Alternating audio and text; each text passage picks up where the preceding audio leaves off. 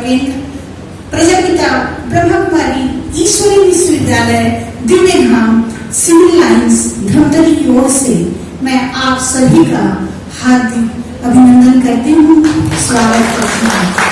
स्वागत है, स्वागत है, स्वागत है। और ये विशेष प्रेरणा स्वयं निराकार परमात्मा के शुभ आशीर्वाद से और आज सम्मान समारोह का आयोजन किया गया है।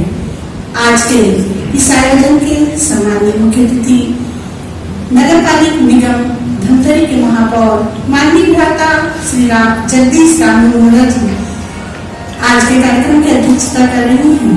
माननीय बहन कौशिका देवांगन जी सभापति नगर पालिका निगम धमतरी और समस्त प्रेम काउंसिल के सदस्य, पार्षदगण, पत्रकार बंधु एवं आमंत्रित जनों का मैं बारंबार प्रजापिता ब्रह्मा कुमारी ईश्वरी विश्वविद्यालय की ओर से हार्दिक अभिनंदन करती हूँ। क्योंकि दिल में उमड़ रहा है स्नेह का धार अथाह सागर, खुशियां निखर रही है दिल के भीतर बाहर। कैसे करें इजहार आपके आप सबके शुभागमन का, आप श्री जनों का अभिनंदन बारंबार, अभिनंदन बारंबार बारंबार। प्रारंभ करेंगे।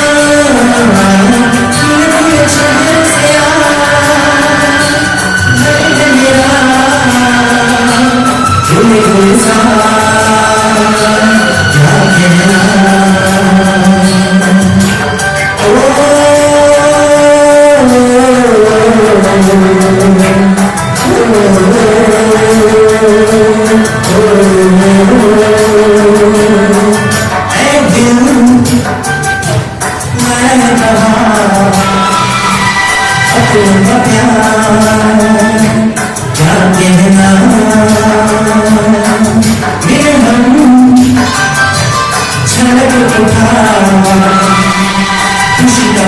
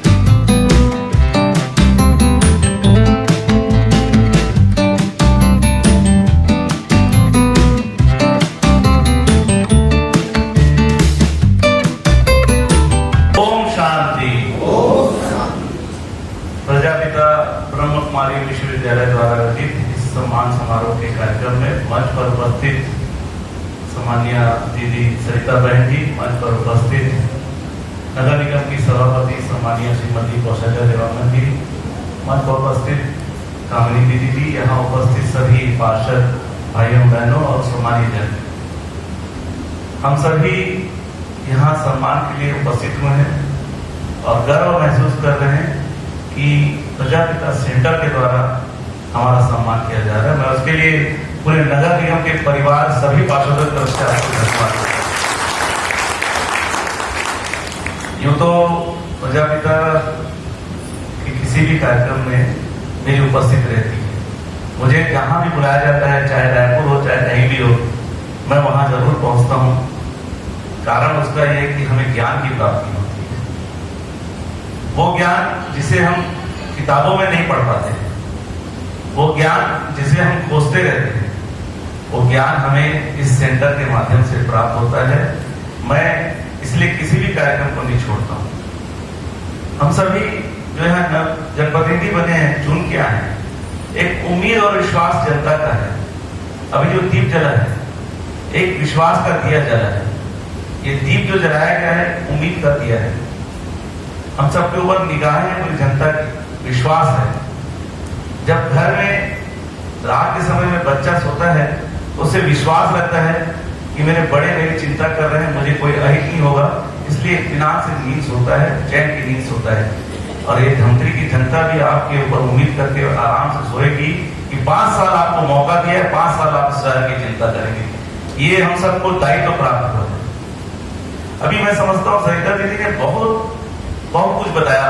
मैं तो सुनना चाहता था लेकिन बहुत जल्दी समाप्त कर दिया। मुझे बहुत ऐसा लग रहा था कि मैं सुनते रहूं, आपको हमेशा सुनता हूं, लेकिन आज सुनने का अच्छा मौका मिला था। आपने पार्षदों का, जनप्रतिनिधियों का दायित्व बताया, उनको बोध कराया कि आपको क्या करना है। विकास तो करना ही करना है, लेकिन वो जो तकलीफ में जो इंसान आता है हमारे पास, एक पार्षद के पास जाता है, एक महापौर के पास जाता है, एक जनप्रतिनिधि के पास जाता है, एक उम्मीद से जाता है, हम उसके साथ कैसा व्यवहार करते हैं, कैसा आचरण करते हैं, ये हमारे ऊपर है। काम होना नहीं होना, वो प्रशासन की तकलीफ, प्रशासन क्या आड़े आता है, नियम क्या आड़े आता है, वो बात का विषय है। लेकिन जब वो आपके पास तकलीफ लेके आए, उसके साथ बैठो, उसकी तकलीफ को समझो, उसकी तकलीफ आप सुनोगे, उसका आधा दुख दर्द वैसे ही खत्म हो जाएगा। काम तो नियम कानून से होगा, लेकिन आप उसकी तकलीफों को समझ गए, वो समझेगा कि मेरा काम तो ऐसे हो गया, मेरे बैठ के सुन लिया। आज जहां लोगों के पास समय नहीं है, ऐसे समय में आप उसकी तकलीफों में मददगार बन गए, भाई बन गए, बेटा बन गए। कहीं ना कहीं उसको तकलीफ है तब आपके पास आया, नहीं तो वो घर में खुश था। जरूरी नहीं कि कोई काम के लिए आता है, कोई सड़क के लिए आ रहा है, कोई बिजली के लिए आ रहा है, कोई पानी के लिए आ रहा है, जरूरी नहीं यही मुद्दा आपके पास लेके आए। हम परिवार के मुखिया बने। एक पार्षद जो बनता है, महापौर जो बनता है, वो परिवार का मुखिया बनता है, उस वार्ड का मुखिया बनता है। दीदी जी यही ज्ञान दे रही थी और उसको सुन रहा था और आप भी सुन रहे थे। हमको सुनना ही नहीं है, हमको अमल भी करना है। हमको इस सौभाग्य प्राप्त हुआ है कि ऐसे सेंटर में हम आए हैं, हमको दायित्व का बोध हो रहा है, हमको ज्ञान प्राप्त हो रहा है। मेरे पास बहुत लोग आते हैं, दिन में 100-150 घर से भी आते हैं, 5 बजे भी आते हैं। मैं कभी भी निराश नहीं होता, कभी परेशान नहीं होता। 5:15, 5:30 गांव से दूर से आ रहा है, कोई आपको 20 किलोमीटर दूर से आ रहा है, उसको विश्वास है कि मैं 5:30 बजे 6 बजे पहुंच रहा हूं तो मेरी बातों को जरूर सुनेगा। भले अधिकारी 6 बजे उठ के फोन नहीं उठाएगा, लेकिन हमारे पास विश्वास से आ रहा है भैया मेरे पास इस समय मिल रहा है, बाद में काम में लग जाऊंगा, कि उसकी रोजी रोटी की चिंता होती है। वो 8 बजे रोजी रोटी में निकल जाता है, तो समय 6 बजे हो, 5 बजे हो, रात का 8 हो, 10 हो, 11 बजे हो, हमको उसको सुनना है। ओम शांति। ओम शांति। लगे ना आप सब ओम शांति में आए हैं। सर्व के सदगति दाता, सर्वात्माओं के पिता, परमात्मा शिव की आप सभी अति प्रिय संतान, मंचासीन सम्मानित नगर पालिक निगम धमतरी के महापौर आदरणीय भ्राता जगदीश रामू रोहरा जी, सभापति आदरणीय बहन कौशल्या बहन और साथ में हमारे समस्त पार्षदगण, और जिनको बहुत अच्छे अच्छे विभाग भी मिले हैं कार्य करने के लिए, उन सभी का मैं बहुत बहुत हृदय की गहराई से स्वागत करती हूँ, वंदन करती हूँ और आप सबको नमन करती हूँ। साथ में हमारे ब्रह्मा कुमार भाई बहने भी उपस्थित हैं आप सबके सम्मान के लिए, उनका भी मैं बहुत बहुत तहे दिल से स्वागत करती हूँ। साथ में हमारे प्रिंट मीडिया, इलेक्ट्रॉनिक मीडिया, हमारे केबल वाले भाई बहने, हमारे गज्जू भाई है ना, हमारे और भी भाई लोग हैं, उन सब का भी मैं, आशीष भाई और पूनम बहन का भी बहुत बहुत दिल से स्वागत है। सम्मान समारोह जब अपनों का अपनों के बीच है तो बहुत ही अपनापन और दिल से प्यार भी।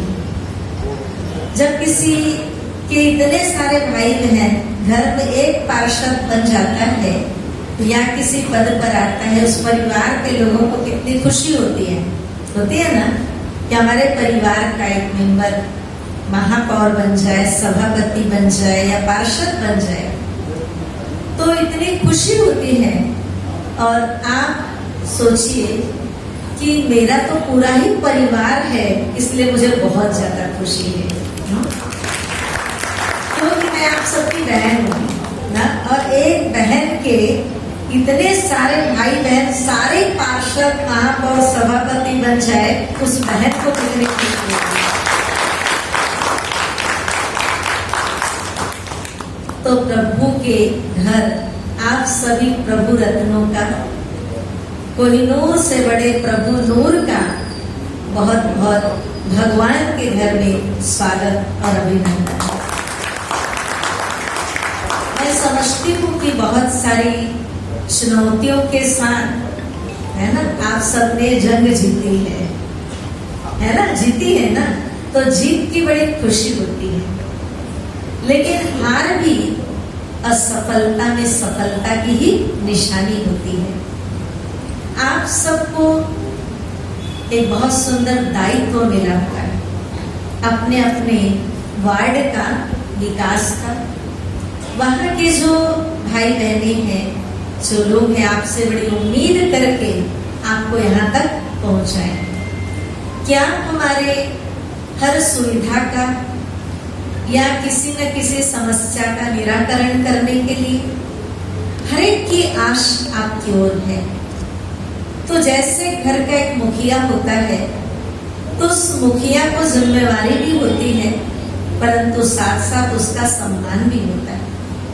और मुखिया भी सोचता है कि मेरा एक परिवार है, तो इस परिवार की मुझे पालना भी करनी है, इनकी सुविधाओं का, इनके संस्कारों का मुझे ध्यान भी रखना है, क्योंकि मैं मुखिया हूं। आप सोचिए कि वार्ड का मुखिया, घर का मुखिया तो सोचता है, लेकिन वार्ड के मुखिया को तो बहुत सारे मेंबर मिलते हैं, है ना। घर में तो 4, 8, 10 मिलेंगे, लेकिन आपको तो पूरा वार्ड है। एक बच्चे से लेकर बुजुर्ग तक आपकी ओर देखता है कि मेरी कोई समस्या है तो मैं किसको सुनाऊं?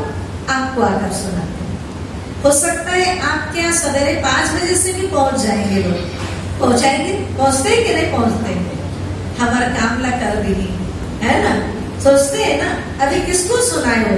अभी विधायक तो जा नहीं सकते वहां तक, अभी वो मुख्यमंत्री तक तो जा नहीं सकते, लेकिन जाएंगे कहां तक? आपके पास, क्योंकि उन्होंने आपको अपने नजदीक पाया है।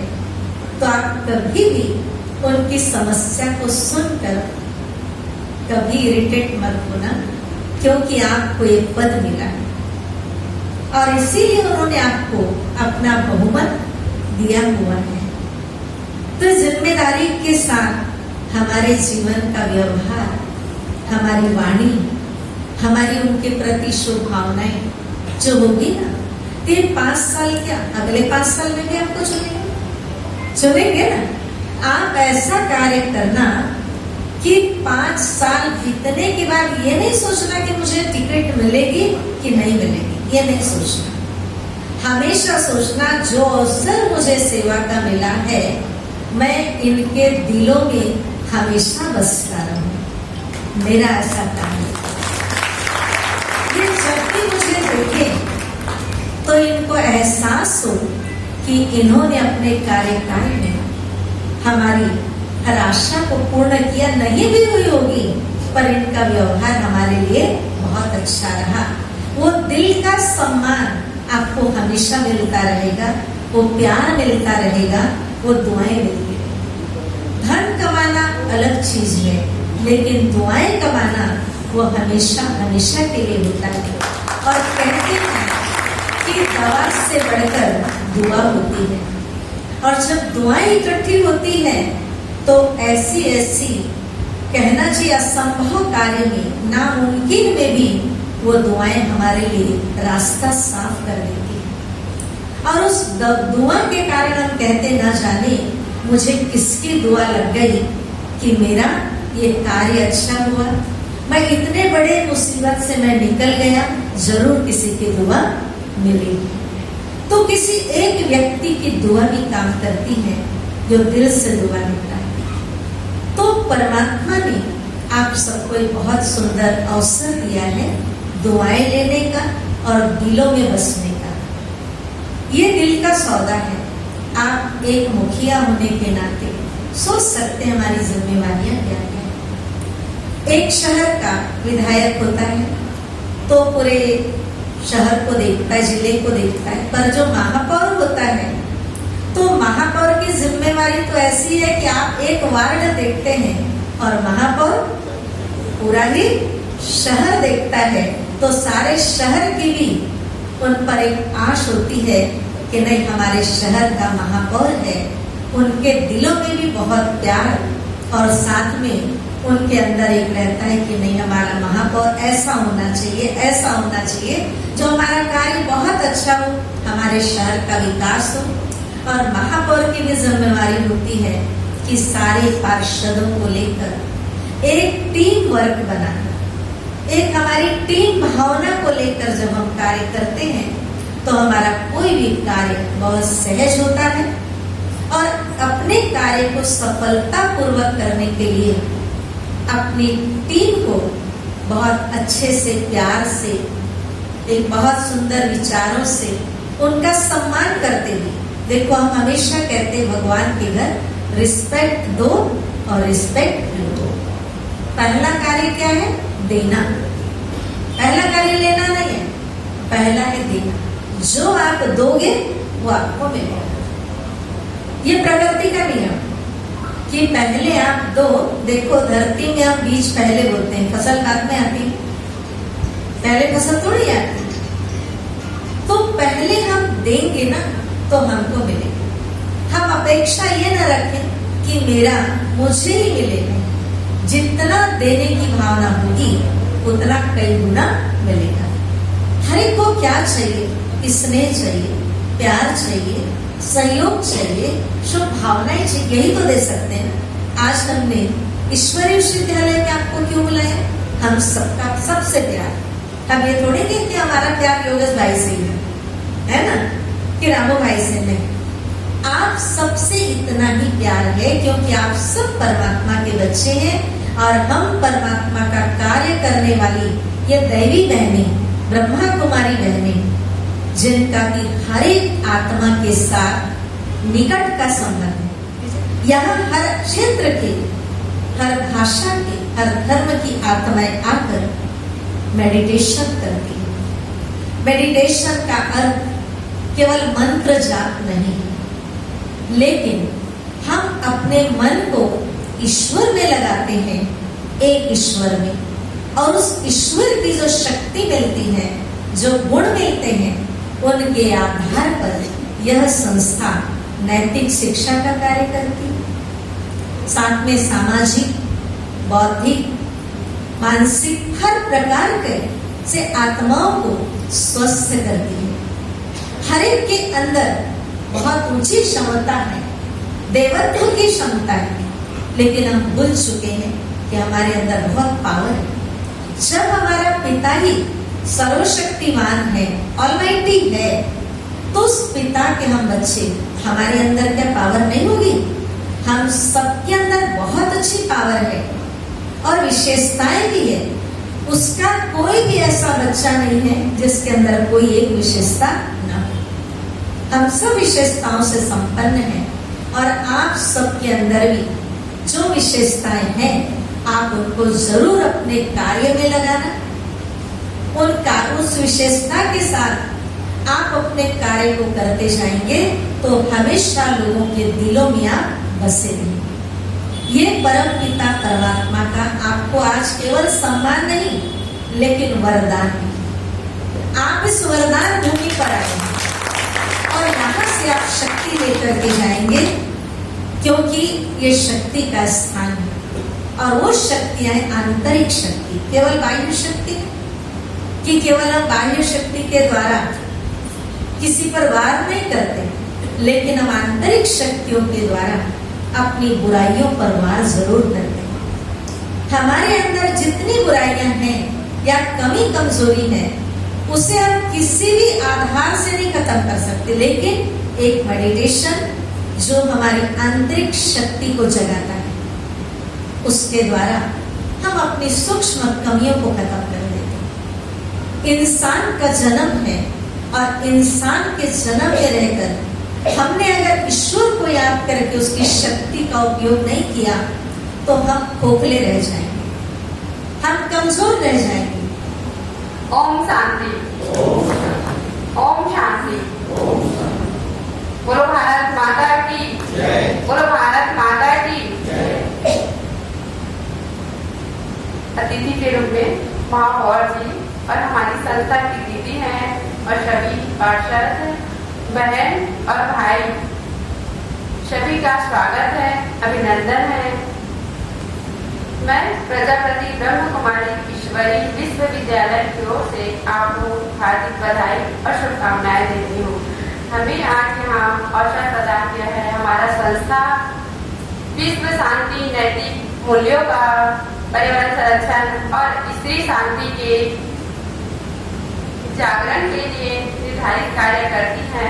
हमारा उद्देश्य केवल आध्यात्मिक समाज ज्ञान का प्रसार ही नहीं बल्कि समाज की नैतिक और समानता और सकारात्मक परिवर्तन भी लाती है और आपके नेतृत्व में हमारा नगर का सतत विकास हो और यहाँ शांत, स्वच्छ और संस्कृति शहर, यही हमारी शुभकामनाएं हैं।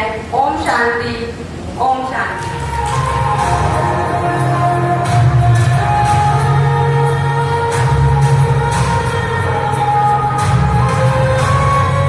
देखा गया है कि यदि किसी सामान्य अथवा विशिष्ट व्यक्ति के द्वारा किसी प्रकार की भविष्यवाणी कर दी जाती है तो जन सामान्य के मन में उसके प्रति विशेष हलचल पैदा हो जाती है। कदाचित व्यक्ति रातों रात वह सर्व का सरताज बन जाता है।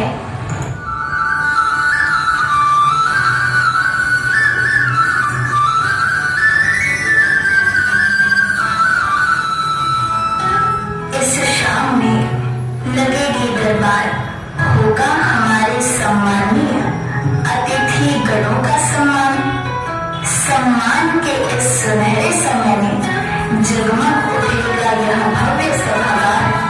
तो आइए हर्षो उल्लास से इस दरबार का स्वागत करें, अभिनंदन करें, वंदन करें।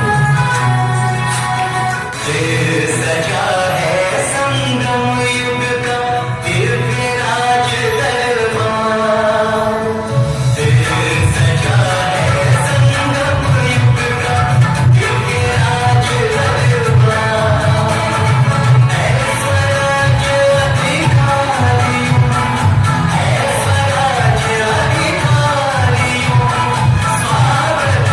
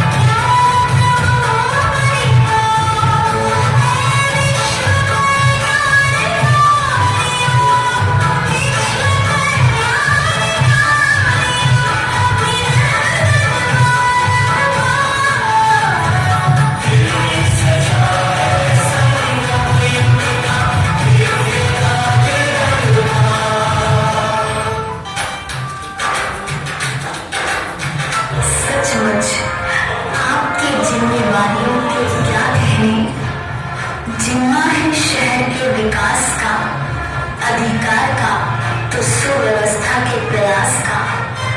आप जीने वालों का यही सपना, शहर हो अपना आगे, विकसित हो क्षेत्र अपना। ऐसे महान आत्माओं का हम बारंबार स्वागत करते हैं। हमारी आश है बस इतनी कि आप खुदा बंदों का हृदय अभिनंदन करें, तो अल्फाजों से नहीं, आज तहे दिल से हमारा प्रेम स्वीकार करें, हमारा प्रेम स्वीकार करें।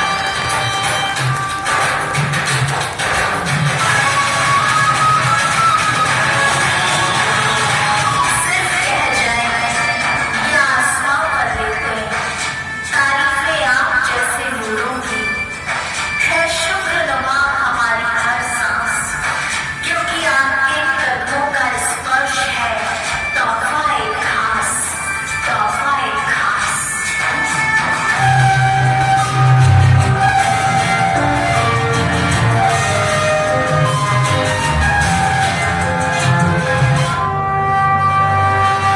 मुट्ठी में कुछ सपने लेकर भरकर जीवों में आशाएं,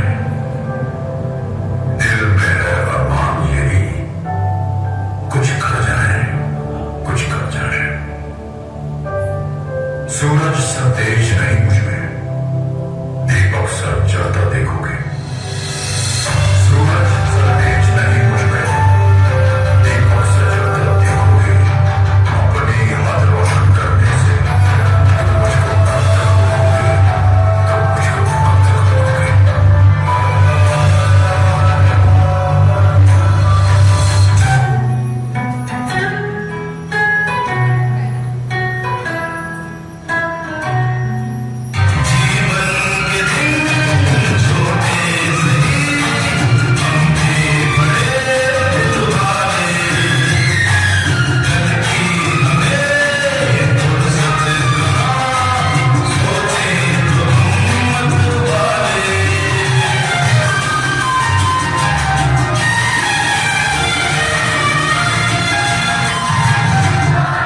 आज दिल पे हाथ रख के ये कसम ये हम सभी, ना झुकेगा देश अपना, ना झुकेंगे हम कभी।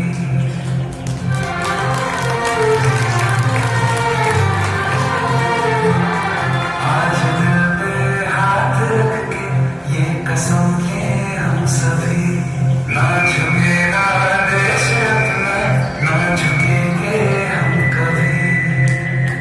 जिंदगी का क्या किया जो सर उठा के मरना, हो गया वो खून पानी जो आदम मेरा, चल रहा से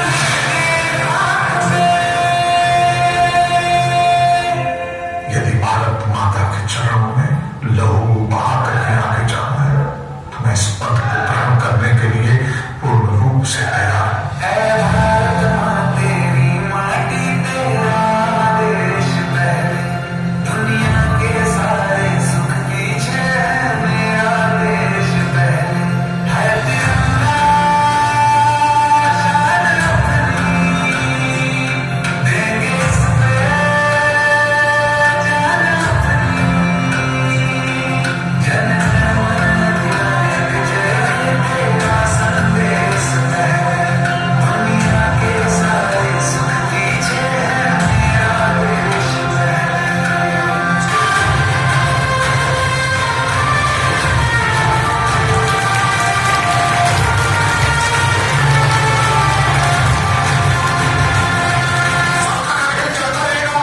सरकारें आएंगी, जाएंगी, पार्टियां बनेंगी, बिगड़ेंगी, पर ये देश रहना चाहिए। इस देश का लोकतंत्र